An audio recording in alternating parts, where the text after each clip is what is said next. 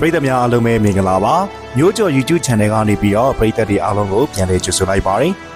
ဒီကနေ့မှာကျွန်တော်တို့ရဲ့ Channel လေးကနေတင်ဆက်ပေးသွားမယ့်ဇာတ်လမ်းလေးကတော့စာရေးသူလူဦးဟန်ရေးသားထားတဲ့စကိုးအိမ်တန်းကမတ်တမ်းများဆိုတဲ့ဇာတ်လမ်းကောင်းလေးတစ်ပုဒ်ကိုတင်ဆက်ပေးသွားမှာပဲဖြစ်ပါတယ်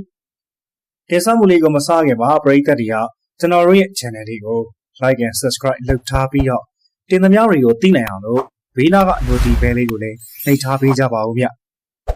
ဒီဇာတ်လမ်းလေးကိုတင်ဆက်ပေးသွားမယ့်သူကတော့ကျွန်တော်ကိုခန့်ပဲဖြစ်ပါတယ်။ကဲဒါဆိုရင်တော့တင်ဆက်မှုလေးကိုစလိုက်ကြရအောင်ဗျာ။တခါကြီးနေကောင်းရင်လား။ခြံရှိမှာတမျက်စီးလဲနေတော့အနားကိုရောက်လာပြီးမေးလိုက်တဲ့အတန်ကြောင့်တမျက်စီးငုံလဲနေရာကနေအတန်ရှင်ကိုကြည့်လိုက်မိပါတယ်။တီလာချေတစ်ပါးကကျွန်တော်ကိုအပြုံးနဲ့နှုတ်ဆက်နေပေမဲ့ဘသူမှမသိလို့အသေးချာကြည့်ရပါသေးတယ်။အမေမမဆိုးလို့နှစ်ခါပြန်ကြည့်လိုက်တော့မှမတမ်းမြဖြစ်နေလို့အတော်အံ့ဩသွားပြီလေမတမ်းမြမလားဟုတ်ပါတယ်တခါကြီးမရည်မီတို့ရောနေကောင်းစားတယ်မလားနေကောင်းပါလေဘယ်တော့မှသီလရှင်ဝဲသွားရလဲဗျာရှင်းဝါတော်ရနေပါပြီဩဝါတော်အတော်ရနေပြီပဲမတွေ့ရတော့ကြလို့မနှင်းကြည့်ယူရတယ်ဟုတ်တာပေါ့ဇင်ရလဲထောင်းလာကြပြီလေရုပ်ခန္ဓာဆိုတာတည်မြဲခြင်းမှမဟုတ်တာပဲတခါကြီးရဲ့ဆရာလေးကအခုပဲမှသတင်းသုံးနေတယ်စကိုင်းကသီလရှင်ကျောင်းပါပါစကိုင်းကိုရောက်သွားလားဟုတ်တယ်တခါကြီးစကိုင်းကနေရန်ကုန်ကိုအလဲလာလားမဟုတ်ပါဘူးတခါကြီးတမီးဆုံးသွားလို့အာသူဘဖို့လာရင်ဒီဘက်ကိုလှည့်လာခဲ့တာဗျာခင်စန်းနေဆုံးသွားပြီလားဟုတ်တယ်တခါကြီးမနေ့ကတကြိုတွေစိတ်မကောင်းပါဘူးဗျာတရဝါတိုင်းကဒီလိုပါပဲတခါကြီးရဲ့ကံကြိုးပြီးရှိသလောက်အသက်ရှင်နေကြမှာပဲဝေကျွေးတွေမကုံမချင်းပေးဆက်နေကြရအောင်ပါပဲတီလာရှင်ဘွားကိုရောက်နေတဲ့မတမ်းများထံကအခုလိုစကားတွေကြားရလိမ့်မယ်လို့ဘယ်တုန်းကမှမထင်မှတ်ထားလို့မတမ်းများကိုတအံ့တော်ကြည့်လိုက်ပြီးမတမ်းများရဲ့မျက်လုံးတွေနဲ့ပြောပုံဆိုပုံကအရင်လိုမဟုတ်တော့ပဲတီတီကြီးကြီးလေးနဲ့နေတာတွေ့လိုက်ရတယ်မတမ်းများကိုမတိသူအတော်ရှားပါတယ်ကျွန်တော်တို့ရက်ွက်ချင်းမှာတော့မတမ်းများနမဲကျော်ပါရိုင်းလဲရိုင်းစရိုက်ကလည်းကျန်းအပြောစုကလည်းပတ်ဆက်တဲ့အပြင်လက်သွက်ခြေသွက်မှုမတမ်းများကိုမေးထူးပေါ်ပြောလုံးမဲ့သူတော့မရှိကြပါစကိုးအိမ်တန်းကမတမ်းများဆိုတဲ့နမဲတစ်လုံးနဲ့ကြော်ကြားရသူပါမတမ်းများကပြည်တစားကောင်းအလုပ်ကိုလောက်ကင်တယ်လို့ချဲတီလေးရောင်းပါတယ်သူယောက်ျားကိုကျော်ကြီးကတော့စိုက်ကားနင်းပါတယ်မတမ်းများနဲ့ကိုကျော်ကြီးမှာသမီးတစ်ယောက်ရှိပါတယ်မတမ်းများရဲ့သမီးကလည်းအရက်အခေါ်ကြက်လို့ပြောရမယ်ပြည်တစားတစ်ယောက်ပါမတမ်းများနဲ့ကျွန်တော်ကတလန်းနဲ့သားတွေဖြစ်တဲ့အပြင်ကျွန်တော်နဲ့ကအိမ်ချင်းကနေထိုင်ခဲ့ကြသူတွေမို့မတမ်းများတို့ကြောင့်အတွင်းကြကြမဟုတ်ပေမဲ့တီးတဲ့လောက်တော့သိနေပါတယ်မိုးလင်းကလေးကလေမရချင်းတားမိချင်းဆဲဆိုအော်ဟစ်နေကြတဲ့တန်ကိုကြားလာတရက်မှစိတ်မချမ်းသာခဲ့ပါရိုင်းနဲ့တပ်ပုတ်ကြတဲ့အနိဋ္ဌာယုံတွေကလည်းစိတ်မချမ်းမြေစရာကောင်းပါလေမတမ်းများတို့အိမ်ကဆဲဆိုစံမကြားရတဲ့နေ့ရံဖြစ်တဲ့မကြားရတဲ့နေ့ဆိုတာမရှိတော့ပါပဲယောက်ျားလေးသူကိုကျော်ကြီးကလည်းစိုက်ကားနင်းနေဆိုပေမဲ့တနေ့ကိုမူးနေတော့သူ့စိုက်ကားကိုဘသူမှမစီးရဲကြလို့စိုက်ကားကိုဂိတ်မှာထိုးပြီးလူကရက်ဆိုင်မှာအချိန်လေးရှိနေကြပါတယ်မတမ်းများတို့ပြောင်းလာကားစားကအေးချမ်းချမ်းနေထိုင်ကြလိမ့်မယ်လို့တွေးခဲ့ပေမဲ့ပြောင်းလာပြီး3-4ရက်ကြာမှဇာတိပြလာကြပါတယ်လမ်းသူလမ်းသားတွေနဲ့ဖြစ်တာမဟုတ်ပဲမိသားစုချင်းရန်ဖြစ်တာမှန်ပေမဲ့မကြားဖို့မနာတာတွေဆဲဆိုကြထိန်လန့်စရာကောင်းလာအောင်ရိုင်းနဲ့တပ်ပုတ်ကြနဲ့စိတ်ဆင်းရဲစရာကောင်းပါတယ်မခံမရက်နိုင်လို့ရက်ွက်ရုံတိုင်ပြန်ရင်လေခဏပါပဲရက်ွက်ရုံကအိမ်ပြန်ရောက်တာနဲ့တလန်းလုံးကြောင်းစောင်းမြောင်းပြီးအော်ဆဲတက်လို့ဘသူမှမတိုင်ကြတော့ပါဘူးမတမ်းများတို့မိသားစုနဲ့ကျွန်တော်တို့မိသားစုလည်းမတည့်ကြပါဘူးအဆိုးဆုံးကတော့ကျွန်တော်နဲ့မတမ်းများကမဟာရန်သူတွေဖြစ်ခဲ့ကြပါတယ်မတမ်းများရဲ့သမီးခင်စန်းတင်းကလည်းအိမ်ပေါ်မှာယောက်ျားတရုံရုံနဲ့ဖြစ်ချင်တိုင်းဖြစ်နေတတ်ပါတယ်တခါတလေကာမကိစ္စဆောင်ရွက်နေတဲ့အခါပတင်းပေါက်တကားကိုမပိတ်ပဲဖွင့်ထားတတ်တာကြောင့် ရိုးသူမရှက်မြင်သူရှက်ဖြစ်ရတာထက်ကျွန်တော်သမီးတွေမြေမှာစိုးလို့ကိုယ့်အိမ်ပတင်းပေါက်တွေကိုပြေးပေးရတာအချိန်ချင်းအခါခါမို့မတန်းများတို့အိမ်ဘက်ကပတင်းပေါက်တွေကိုအတိပိတ်ထားလိုက်ရပါတယ်ရက်ွက်ရုံကိုတိုင်ပင်ရင်လဲနာမည်တက်ပြီးဆဲဆိုခံရတော့သူတို့နဲ့ဖက်ပြန်ပြီးရံမဖြစ်တော့တာကြောင့်လက်လျှော့ခဲ့ရပါတယ်မတန်းများနဲ့သူသမီးခင်စန်းတင်းကအချုပ်ခန်းကိုတဲခိုခန်းလိုသဘောထားပြီးဝင်ကြီးထွက်ကြီးလုံနေကြတာဆိုတော့ဖန်စီခံရမှာကိုလည်းကြောက်ရွံ့ပုံမရပါလမ်းသူလမ်းသားတွေကလည်းမတန်းများတို့နဲ့ဖက်ပြန်မပြောလိုတာကြောင့်မတန်းများတို့ဘယ်နေ့ပြောင်းကြမလဲဆိုတာကိုပဲမျှော်လင့်နေကြတာပါခလေးတွေတက်ကတူတက်နေကြပြီလားတခါကြီးအကြီးမဘွဲရပြီးတော့ကျောင်းဆရာမဖြစ်နေပြီအငယ်မလည်းဘွဲရသွားပြီဗန်မှာအလုံးဝင်လုံနေတခါကြီးကကန်ကောင်းပါလေဟုတ်ကဲ့မတန်းများကိုစကားဆက်မပြောချင်တာနဲ့တပြန်စီးလဲနေတာကိုရက်ပြီးခြံထဲကိုဝင်လာခဲ့ပါတယ်တီလာရှင်တစ်ပါးဖြစ်နေပေမဲ့ကျွန်တော်ရဲ့မျက်စိထဲမှာတီလာရှင်လို့မမြင်မိပဲမတန်းများလိုပဲမြင်နေမိပါတယ်တို့အလုံးမဆက်ပဲခြံထဲဝင်သွားတဲ့ကျွန်တော်ကိုမတန်းများလည်းသဘောပေါက်တင်နေတူပါတယ်ကျွန်တော်အိမ်ရှိကနေထော်နှင်းနဲ့ထွက်သွားပြီးမောင်မြင့်ရဲ့အိမ်ရှိကခုံတန်းမှာထိုင်နေပါတယ်မောင်မြင့်တို့မိသားစုကလည်းမတန်းများနဲ့ကမ္ဘာရံပတ်တည်ပါပဲမောင်မြင့်တို့သာမတန်းများမှန်တည်သွားရင်ဘလို့နေကြမယ်ဆိုတာသိကြတာနဲ့အိမ်ပေါ်ကနေမတိမတာလှမ်းကြည့်မိပါတယ်မောင်မြင့်တို့ကတော့သူတို့အိမ်ရှိမှာမတန်းများထိုင်နေရဘူးမသိကြဘူးထင်ပါတယ်တယောက်တလေအောင်ထွက်မလာကြပါဘူးမောင်မြင့်တို့လင်မယားနဲ့မတန်းများကဘာပြတ်တောင်ဥတန်းကြည်မဲ့သူတွေမဟုတ်ပဲမဟာယံသူတော်ကြီးတွေပါမောင်မြင့်ကြောင့်မတန်းများနဲ့သူ့သမီးတို့မကြာခဏအဖမ်းခံရသလိုမတန်းများရဲ့လက်ချက်နဲ့မောင်မြင့်တယောက်သွားလေကျိုးဘူးတေလူမျောပါလေဖြစ်ခဲ့ဘူးပါတယ်အခွင့်အခါကိုကြားချောင်းသလိုချောင်းနေကြတဲ့မဟာယံသူတွေပါရံပန်မှန်တိပါလျက်နဲ့မောင်မြင့်ရဲ့အိမ်ရှိကခုံထက်မှာထိုင်ရဲတဲ့မတန်းများရဲ့တက်တိရတယ်မခေဘူးလို့ပြောရပါလိမ့်မယ်ဟေးဘာရီချောင်းကြည့်နေရလဲဟေးဘာရီချောင်းကြည့်နေရလဲလို့အနားကိုရောက်လာပြီးမေးနေတဲ့ကျွန်တော်ဇနီးမက်ရိပ်မေကိုလှည့်ကြည့်ပြီးမတန်းများကိုမှတ်မိလို့မှတ်မိညာမေးကြည့်မိပါတယ်။အော်အေးမောင်မင်းတို့ရှိကခုံထဲမှာထိုင်နေတာဘာတူလဲဆိုတာကြည့်လိုက်စမ်းကျွန်တော်ဇနီးမက်ရင်မီကကျွန်တော်နောက်ကနေမောင်မင်းတို့ရှိကခုံထဲကိုလှမ်းကြည့်ပါတယ်။တီလာရှင်ပဲတွေ့တယ်ဖေ။အေးလေအဲ့ဒီတီလာရှင်ကိုဘာတူလဲလို့ကြည့်ခိုင်းတာ။တီလာရှင်ကဘာတူမှကျမဘယ်လိုလုပ်ပြီးတော့သိပါမလဲဖေရဲ့အသေးချာကြည့်စမ်းပါကွာသူ့ကိုမသိပါဘူးလောက်ပြန်ပြီကြည့်စမ်းပါကွာမရင်မေသေးချာကြည့်ပေမဲ့မှတ်မိပုံမပေါ်ပါဘူးကျွန်တော်တော့နီးကပ်ပြီးတော့တတိထားကြည့်မိလို့သာမှတ်မိတာပါကျမမသိဘူးဖေအေးအဲ့ဒါမတန်းများကွာရှင်ဟိုကျမတို့ဘေးကမတန်းများလားဟုတ်တယ်ကြီးကွာအသေးချာကြည့်ပါလား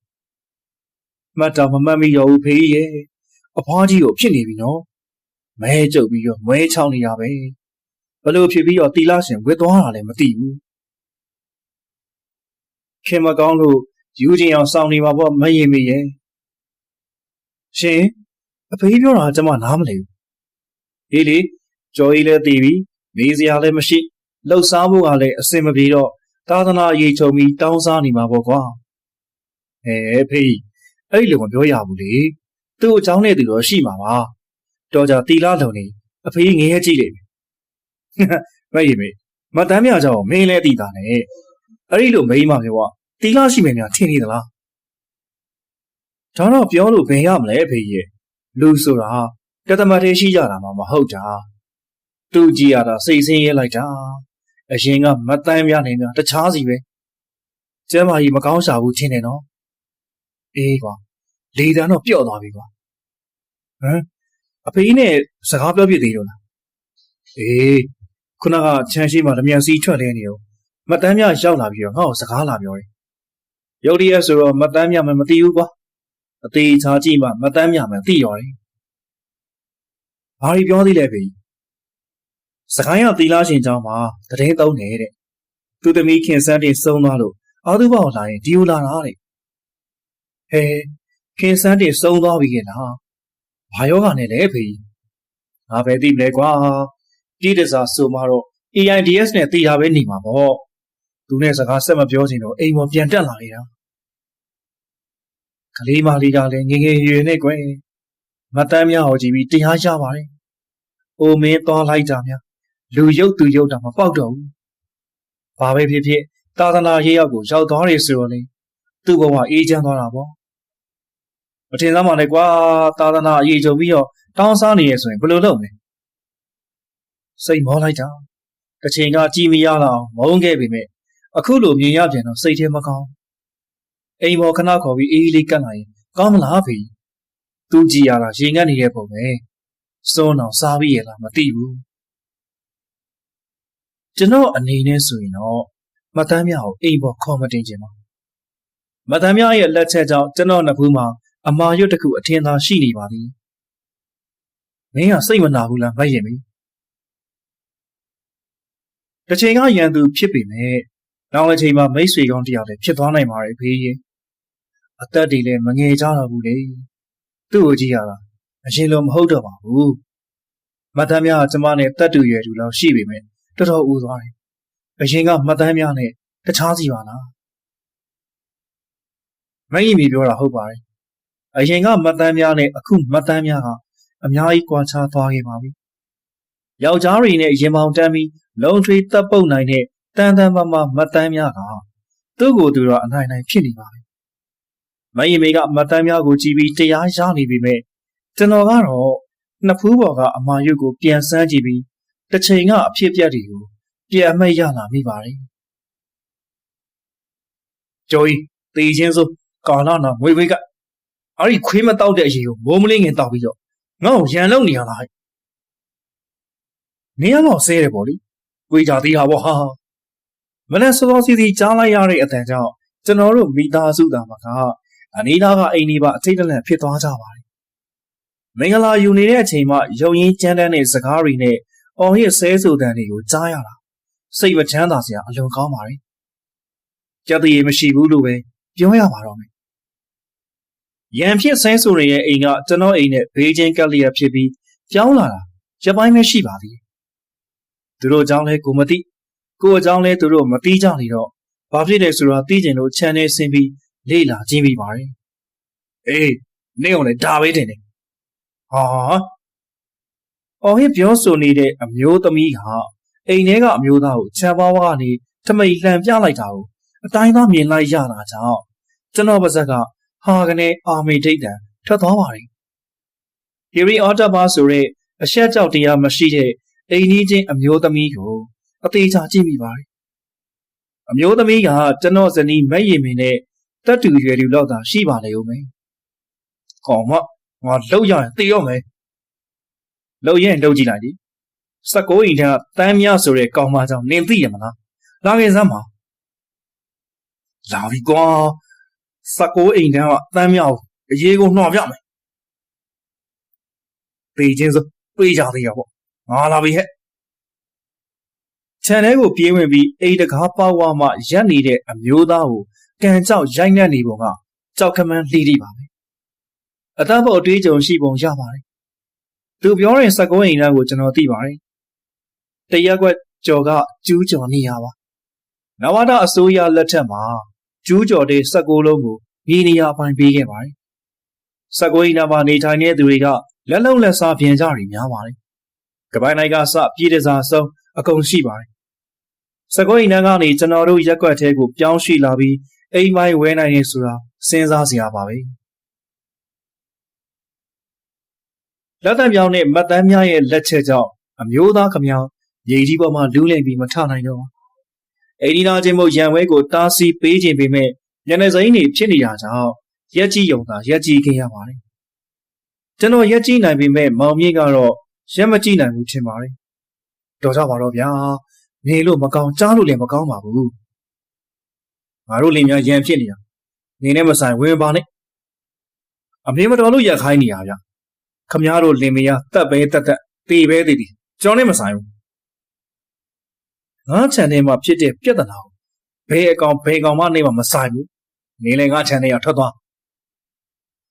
ခမရအဲ့လိုမပြောနဲ့လေဗျာခမရရဲ့ခြံထဲမှာဖြစ်ပေမဲ့ဘေးအိမ်နေအိမ်ရှိအိမ်တွေကအတိုင်းသားမြင်နေရတယ်ခမရတို့ကိုခမရတို့ပြန်ကြည့်ကြအောင်ကျွန်တော်တို့မှာအမတွေညီမတွေရှိရဲ့ဗျာဘေးအိမ်မှာလည်းသမီးပြိုလေးတွေရှိတယ်မောင်မင်းပြောရလဲမှန်ပါတယ်ထမိန်ကွင်းလုံးကျွတ်ပြီးတပ်ပုတ်နေတဲ့အပြင်ယောက်ျားဖြစ်သူရဲ့ငယ်ပေါကိုပါဆွဲညစ်ထားတာကြောင့်ဟိုတယောက်ကငယ်တံပေါအော်ဟစ်ပြီးတော့အကူကြီးတောင်းနေရပါဘူးမတန်းမြရိုက်နှက်နေသူကသူ့ယောက်ျားဆိုတာသိရတော့မတန်းမြကိုပို့ပြီးတော့ယူရှာမိတယ်နေအောင်စလုံးကပစိုးကျွတ်ထမိန်ကျွတ်ဖြစ်နေကြတော့ငင်းလို့မကောင်းတာအမှန်ပါပဲနေရရက်ွက်ဥက္ကဋ္ဌလားယာယီမှုလားနေရနေဘာကောင်ဖြစ်ဖြစ်တောက်ခင်းဆိုင်ဘူးရှင်းလားမကြည့်နဲ့ရင်စိုက်တဲ့နေရာတိုင်လိုက်16အိမ်တန်းကတန်းမြကိုလာမဆန်းနဲ့နေကိုဒါပဲထင်တယ်မတန်းမြကခါကော်ပြီးတော့သူ့ရဲ့အဖွားဘက်ကိုအားရပါရပုတ်ပြနေတော့မောင်မြင့်တယောက်ရှက်လဲရှက်ဒေါသလဲထွက်သွားတယ်နဲ့တူပါတယ်မတန်းမြကိုလက်သီးနဲ့ပြေးထိုးပါတော့တယ်တို့ပေမဲ့မတန်းမြရဲ့လက်ပြန်ရိုက်ချက်ကြောင့်မောင်မြင့်ရဲ့ပါဇက်ကိုတဲတဲကြီးရိုက်မိလေတော့မောင်မြင့်တယောက်အဖင်ထိုင်ကြပြီးတော့သွားကျွတ်ထွက်သွားပါတော့တယ်နှက်ခမ်းလေးဟတ်တက်ခွဲသွားတော့မတန်းမြကိုတိုက်ခိုက်ဖို့လဲနေရကနေပြန်ထပြီးမဲ့မတန်းမြရဲ့ယောက်ျားကမောင်မြင့်ကိုထုတ်ပေးထားပါတယ်မိန်းမကိုလှုပ်ရအောင်မင်းကဘာကောင်မလို့လဲကွာကျွန်တော်ဆက်ပြီးရက်ကြည့်နေရင်မောင်မြင့်အခြေအနေမကောင်းတော့ဘူးဆိုတော့သဘောပေါက်တာနဲ့မတန်းမြတော့အိမ်ဘက်ကိုကူပြီးမောင်မြင့်ကိုအစွဲထုတ်ရပါတော့တယ်ကိုတင်ကျွန်တော်မစွဲနဲ့ဗျစိတ်လျှော့ပါမောင်မြင့်ရသူတို့လင်မယားချင်းရဖြစ်တာဝင်ပါနဲ့လွတ်ထားလိုက်ဟိုလူကိုတနာလို့ဝင်ဆွဲတာဗျဟိုလူကကျွန်တော်တော့ချုပ်ပေးတယ်ဖေးပေးနာမကြီးခမားနဲ့ကြုံနဲ့တွေ့ရုံမယ်ဟဲ့ကောင်တေးချင်းဆိုအခုလောင်တွေ့လိုက်စမ်းပါမောင်မြင့်ရလာပါကွာကိုရောက်ပါကိုထိန်တော့နောက်မှတန်းများနဲ့အစိုးမစုံနဲ့ဟာခမရဘာစကားပြောရလဲမောင်မင်းကကြောက်ရောက်ဖမဟုတ်ဘူးဗျတလန်းနေတာပဲခမရမနေ့တနေ့ကမှလမ်းနဲ့ပြောင်းလာပြီးတော့လူတွေညလုံနေနဲ့ခမရတို့ဆဲဆိုနေရတွေကကြားလို့တော့မကောင်းဘူးဗျကျုပ်တို့မှာသမီးတွေရှိတယ်စင်ကြင်မပေါ့ရှင်ကရောကျုပ်ကဘာကောင်မှထင်နေလဲ16အိမ်တန်းကတန်းများဆိုတာပေတဲ့အထိမှတ်ထားခမရဘာဖြစ်ဖြစ်ခမရပါစက်ကိုပိတ်လိုက်တော့အောင်မလူပေါင်းလို့ကဲဟာလင်းလိုက်တဲ့မတန်းမြလက်ကနေပြေးပြီးမလန်းမကန်းမှာရှိနေတဲ့အုံကြီးကဲကိုကောက်ပြီးတော့ပြစ်ပေါက်လိုက်တာကိုမြင်ပေမဲ့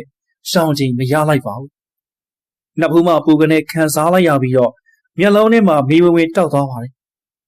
နောက်ထပ်အုံကြီးကတလုံးကောက်ကင်လိုက်တာမြင်လိုက်လို့မောင်မြင့်နဲ့ကျွန်တော်တို့နှစ်ယောက်မတန်းမြတို့ခြံထဲကနေပြေးထွက်ပြီးရက်ွက်လူကြီးစီသတင်းသွားဖို့ကြပါတယ်လူကြီးတွေရောက်လာပြီးဖြန်ဖြီတော့မှရံပွဲလဲငိမ့်သွားပါတယ်ရက်ွက်ရုံမှာခံဝင်ချက်လက်မှတ်ထိုးယုံကလွဲပြီးမတန်းမြတို့ကိုဖမ်းတာစီးရောက်ပြီးမလုပ်ကြပါနေရင်းကလည်းမတန်းမြနဲ့ပနံသိန်းကြတယ်ထင်ပါတယ်ကျွန်တော်နဲ့မောင်မြင့်တို့ကိုပိုင်နဲ့ကျူးလွန်မှုနဲ့တရားစွဲလို့ရတယ်ဆိုတော့ကျွန်တော်တို့လည်းအသာလေးငြိမ်နေလိုက်ကြရပါတယ်ကျွန်တော်ကမတန်းမြလို့မိမမျိုးနဲ့မပတ်သက်ချင်တော့အသာလေးငြိမ်နေခဲ့ပေမဲ့မောင်မြင့်ကတော့မတန်းမြချဲထီရောင်းစားတဲ့အကြောင်းကိုရဲစခန်းကိုတိုင်ပါတယ်မတန်းမြကိုဖမ်းသွားလေခဏဆိုတော့မတန်းမြပြန်လွတ်လာတာနဲ့သူ့အိမ်ရှိကနေထမိန်လန်ပြီးမောင်မြင့်ကိုစောင်းမြောင်းဆဲဆိုတာစိန်ခေါ်တာမျိုးတွေလုပ်ပါတယ်နောက်ဆုံးတော့မောင်မြင့်လည်း16အိမ်တန်းကမတန်းမြကိုအလျှော့ပေးလိုက်ရပါတော့တယ်ကျွန်တော်တို့မိသားစုနဲ့မတန်းမြကတော့အိမ်ချင်းကလေးကနေထိုင်ကြပြီမဲ့မေထူးကော်ပြောဖို့နေတန်းတော့မျက်နှာချင်းမဆိုင်ဖြစ်ကြတော့ပါဘေးချင်းကလေး6နှစ်ကျော်လောက်နေထိုင်ခဲ့ကြတာကြောင့်မခေါ်မပြောဖြစ်ပေမဲ့မတန်းမြတို့ကြောင့်ကိုကောင်းကောင်းသိနေခဲ့ပါတယ်ဒါလည်းစုံစမ်းလို့သိရတာမဟုတ်ပဲလိမယားချင်းတားမိချင်းစကားများတဲ့အခါငယ်ကျိုးငယ်နာပေါ်ပြီးတော့အချင်းချင်းဆဲဆိုအော်ဟစ်နေရတွေကြောင့်သာသိခဲ့ရတာပါမတန်းမြတို့အခုအိမ်ကိုဝယ်နိုင်ခဲ့တာခင်စန်းတရဲ့ကျေးဇူးကြောင့်လို့ပြောရပါလိမ့်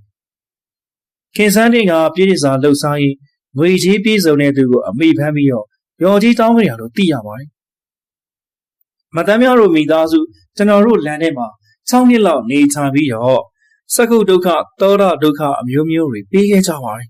။နောက်တော့မတန်းများတို့ဘလို့အကြောင်းကြောင့်မသိပဲရုတ်တရက်ဆိုလို့အိမ်ကိုရသမျှဈေးနဲ့ထိုးချောင်းပြီးတော့ပြောင်းသွားကြပါတယ်။ဘယ်ရက်ွက်ကိုပြောင်းသွားမှမသိပေမဲ့မတန်းများတို့ပြောင်းသွားတာကိုဝမ်းသာကြတဲ့အထင်မှာကျွန်တော်ကထိတ်ဆုံးကဖြစ်ပါလိမ့်မယ်။မတန်းများတို့မရှိတော့မှကျွန်တော်တို့တလန်းလုံးစိတ်ချမ်းသာကိုယ်ချမ်းသာဖြစ်ခဲ့ကြပါတယ်။ပရိသတ်များခင်ဗျအခုတင်ဆက်ပေးခဲ့တဲ့ဇာတ်လမ်းလေးကတော့စာရေးသူလွင်ဦးဟန်ရေးသားထားတဲ့19ရီနန်းကမတန်းများဆိုတဲ့ဇာတ်လမ်းကောင်းလေးတစ်ပုဒ်ကိုတင်ဆက်ပေးရတာပဲဖြစ်ပါတယ်။ဒီကနေ့မှာတင်ဆက်ပေးခဲ့တဲ့ဇာတ်လမ်းလေးကိုပရိသတ်တွေကကြိုက်နှစ်သက်မယ်လို့မျှော်လင့်ပါတယ်ဗျ။နောက်နေ့နောက်ရက်ဒီမှာလည်းကျွန်တော်တို့ရဲ့ channel လေးကနေဒီလိုမျိုးစိတ်ဝင်စားစရာကောင်းတဲ့ဇာတ်လမ်းလေးတွေကိုတင်ဆက်ပေးသွားမှာပဲဖြစ်ပါတယ်။နားဆင်ပေးကြတဲ့ပရိသတ်တဦးတစ်ယောက်ချင်းစီကိုလည်းအထူးပဲကျေးဇူးတင်ရှိပါတယ်ဗျ။ဒီဇာတ်လမ်းလေးကိုတင်ဆက်ပေးခဲ့တဲ့သူကတော့ကျွန်တော်ကိုခန့်ပဲဖြစ်ပါတယ်ခင်ဗျာ။